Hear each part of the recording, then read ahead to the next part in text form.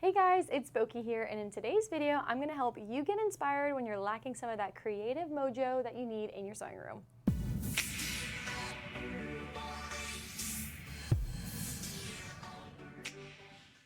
I don't know about you guys, but sometimes I go through seasons in my sewing where I'll get really creative and have tons of ideas and honestly can't keep up with all the ideas of what I want to make. And then other times I'm like blank.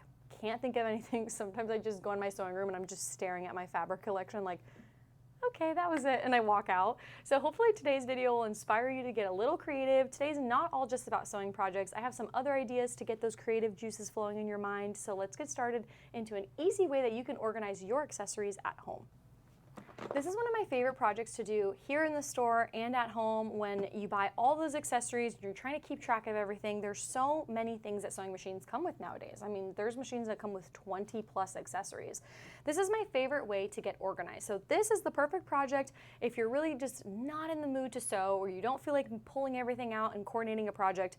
Let's get organized first, because when your sewing space is organized, then everything else comes a little easier after that. So my favorite thing to do is go to like Ace Hardware or like a department store like that and get one of these like tackle boxes. You'll find them in the fishing section. And it's great because there's all those little compartments on the inside and you can customize them. They have like the little sleeves and you can pull those out and adjust them. What I'll do is I'll make a copy of the accessories page in your manual. So in the Juki manuals, there's that little page where it tells you everything that comes with the machine. I'll make a copy of it and then I'll laminate it. Then what I do is I cut out all the individual pieces and I will put them in the corresponding section so that way when I open it, I know exactly what's in here. And I'm telling you, this is how we have all of our machines displayed in the stores. When we used to have a bunch of classrooms and stuff, it was hard to keep track of all the moving pieces. So if you are somebody who has 1, 2, 10 sewing machines, this is going to be the best way to make sure you organize it. Label it at the top with which machine you have, and this way you'll know what's missing, what foot is what. I have customers that always reach out to me and say, I don't know what foot this is. This will help you stay organized. And as far as Juki parts go, if you have a Juki TL machine, remember we have that Juki PDF accessory catalog that's very helpful. Obviously, if you purchase like extra accessories, they won't be in that manual. So how do you put a picture of them in there? That could be a great solution for all my Juki TL users. So check out that PDF. I'll link it down below for you guys. It was part of that 4 video series that we had going over all of the Juki TL accessories. So check that out because that's really great, and that PDF is only like $4.99. You can print it, has tons of helpful descriptions, part numbers, links to videos and stuff. So let's get organized first. Put all your things in one place so you can find it easily before you start a project. So once everything's nice and organized, sometimes we're just lacking inspiration. My favorite place to go for inspiration is Pinterest. I'm sure a lot of you guys go on there. Sometimes I just look for color palettes or I look for things that I want to create, but books are also a really nice place to get inspiration from. I have a couple of my favorites here. If you go over to JukiJunkies.com, we have tons of books there for you to get inspired too, but books are a fabulous way to look through projects, multiple patterns, and put your taste on them and also, you know, get inspired a little bit. This is actually going to be my first book that I'm going to recommend to you. I used to talk about this all the time when we had the live shows. It's the Quilter's Field Guide to Color. This is such a well done book, especially if you're somebody who struggles with understanding color, color theories, how colors work together.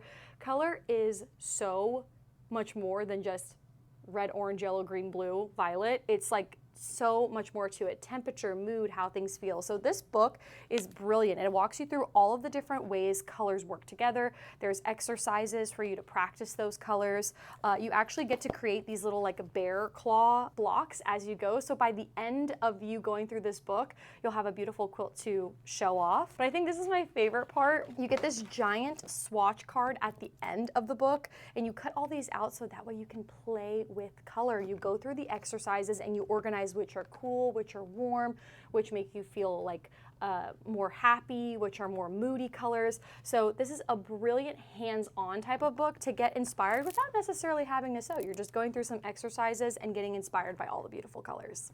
The next little book that I like to seek some inspiration from is this one, The Quilts in Modern Color. I'm a modern type of sewist, so I really enjoy solids and how you can manipulate solids to feel in certain different ways. I love working with solids, but you don't have to always work with those, but solids are a fun way to learn and understand color, and especially if you don't like to work with solids, step out of your comfort zone. I would say that's another great way to seek inspiration, is maybe tackle a project of something that it's typically not your style. I find myself doing that all the time when I'm sewing. I love sewing with bright colors. Like the little bow project that we did together, I loved doing that, but is that my style? Is my home very colorful and bright? No, but it's really fun. I get to kind of live through my hobby and create things that are the opposite of what I like in my environment, but it's really fun to create. So this book goes through a ton of different projects. There's 10 full-size quilts here, as well as 4 smaller projects, and they are stunning. There's some beautiful projects in here. She also does educate you a little bit about color theory and color wheels. I love that type of stuff. So definitely some great helpful content in the beginning of this book before you dive into it, but this is also a great place to start. Plan out your next project. Even getting inspired, getting your brain juices going is one step closer to actually sewing. Next book to seek some inspiration from is this book. It's the Quilt at Home Handbook. First of all, this book is just beautiful in itself. I love a good hardcover book. Like after you read it and get inspired, you could just put it on your coffee table and it looks like a little piece of art. This book is so tastefully done and is worth every single penny. In this book, there's over 15 quilt projects, including everything from pillows to throws to even eye masks. There's something really for like every room in your home. So it's very nice and inspiring. There's lots of beginner-friendly content in here too. So if you're like really new to quilting, or you want to do a small basic project, this is a good book. It offers, you know, the more extensive, lengthy projects to the, hey, I just want to make an eye mask today and be comfortable and try something new and have a complete project by the end of my sewing day. So it's great, lots of details, instructions, and diagrams and photos so you can follow along, super easy. There's kitchen designs, living room things for the bedroom, and her quilts come in lots of different sizes as well, so she does a very nice job. And her color palettes and color choices are so interesting and so unique, so there's a lot to be learned from in this book. Lots of different techniques, lots of different quilt blocks, so this is a beautiful, beautiful book to get some inspiration from. And now for those that aren't feeling like reading or maybe organizing their sewing room, because Lord knows there's a million things in our sewing rooms and there's a lot that can always be organized, scraps, threads, fabrics. But if you don't feel like doing that and you want to tackle a easy project, I always call projects that I can go into my sewing room, sew and finish and walk out and be done with it. I call those my feel-good projects because I feel good that I actually accomplished them and we don't have another UFO in the pile. So a lot of these projects here today are very, very easy and super short time needed. You don't need a lot of time to do them, and they're very beginner friendly too, and a lot of these are free as well. So let's dive into some projects that I would recommend if you just want to feel good, sew something, and walk out with a finished product that you can show off. The first one's definitely going to be the bow. We just did this bow not too long ago. A lot of these projects I actually have sew-alongs that you guys can follow along to, so that's great. This little bow is super simple. It requires some pre-cuts if you have some on hand, or total scrap busting project. So if you want to check out this bow, link down below. It's our follow along for the bow, but it's super, super cute and really simple, and there's a lot of ways you can spice this up. Wear them, decorate with it, whatever you want to do. The next really easy project that you can do is mug rugs. There is so many different ways you can do mug rugs, and they are really easy to start, really easy to finish, and they are so fun and so cute. When you have guests over, when you have family over, you just give them their little mug rug with their coffee. It's just a cute little way to bring your hobby into your living space. So these little mug rugs that I have for you, I did a sew along for these, and the pattern is on the website. You get 3 different types of designs. You get the sweet little heart, you get this little inverted star, and then you get the sunset, which I love this one. This one's so cute. I'm actually working on a pattern to create this into a zipper pouch, so stay tuned for that. But this is a really, really fun one. You can do these double-sided if you want. You can actually use these for other projects. Once you have the quilt done, you can make it, or the little block done, you could do it into a quilt, you could do it into a table runner, you can make a whole matching set if you want to. So this is a really fun one to get inspired off of as well. Next one's going to be perfect for the summertime, for those summer outdoor parties. This is a free pattern that I have put together for you guys. They're for some placemats and super simple, you guys. I didn't even quilt this. I just used some fusible fleece on this and just put it together. Didn't even do binding, just put them right sides together, turned it right side out, and boom, you have super cute little festive placemats for the summertime, for those pool parties, family get-togethers. It's really sweet, and it doesn't require a lot of fabric either, so check that out in the description below. All the things I'm talking about, I'm gonna have linked for you down here so you can head over to Juki Junkies directly and get them and get ready to sew. The next one I feel like is a fan favorite. Everyone loves to make a good bowl cozy, and rightfully so, because they're very easy, right? So bowl cozies are super fun, and I have one that's gonna make it even easier for you. So Creative Grids actually has this little template that's pretty phenomenal. It comes with 2 acrylic templates to make bowl cozies in a small size and a large size. I love this so much because instead of pulling out a paper template, we're always making bowl cozies around the holiday times. This is the ultimate hack to making gifts for everybody. You make them in multiple sizes. It's perfect. So this is a great way. There's really clear instructions on the back side. Also, Creative Grids has these little QR codes on their specific type of rulers where you can just pull out your phone, scan the QR code, and follow along to understand how to make these, but they are awesome and they come together really, really easy. So this is the perfect little project to make for yourself, for someone else, but also for the holiday times and any markets that you might be sewing. Who doesn't love a little decorative way to keep cool and warm items secure?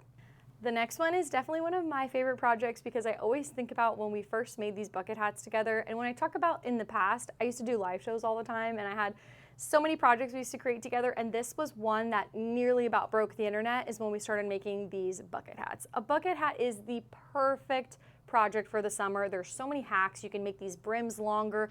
You can do a little buttonhole in the back for your ponytail, which I actually love that hack. There's so many ways. You can make these reversible as well. So there's tons of awesome methods to the bucket hat. So this is a really fun project, and if you've never made a hat before or never made garments, this was my first project that I tackled, and it's a pretty easy one. I have a great free pattern for you in the description down below.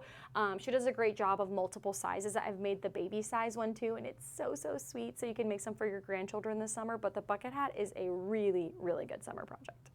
Next awesome free pattern that I have for you guys is on Juki Junkies, and there is a sew along for each one of these little guys is our zipper pouches. There's a ton of different ones. They're from the little heart to the little bunny and even our little candy corn. So there's some really fun ones. These are a super great way to get comfortable with zippers. I walk you through the entire process of how to do these zippers, and there's really great methods on these too. The open wide zipper, which is my favorite, the Butlered method.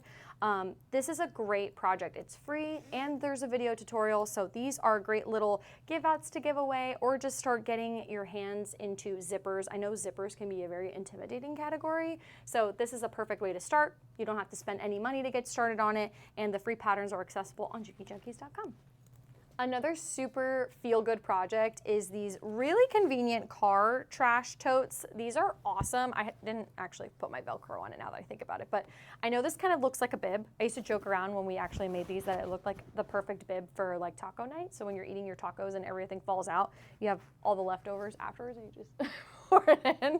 But totally could be dual purpose. Who am I to tell you what you can and can't do with these things? But this was intended to be a car tote bag. So like imagine I'm the seat and this goes around the seat and you just Velcro it in. So that way whenever you have like trash, you just toss the trash in there. How organized is that? We had so many fun hacks to this when we made this a little while ago.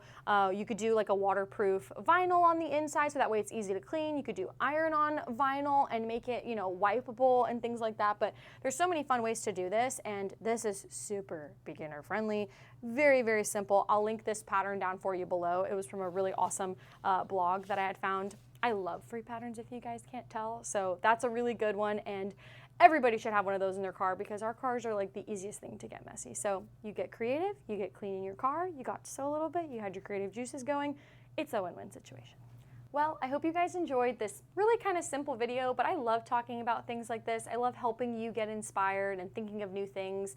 Now I need you guys to help me. In the comments down below, let me know what are some things that you guys want to see. What type of sewing tutorials are you wanting? What kind of inspiration are you seeking? What techniques are you wanting? What sewing machines do you want me to talk about? I love to hear feedback from you guys because, of course, the YouTube channel is here for you, so thank you so much for all your support. Make sure you like and subscribe to our videos as we're always posting new content every Sunday.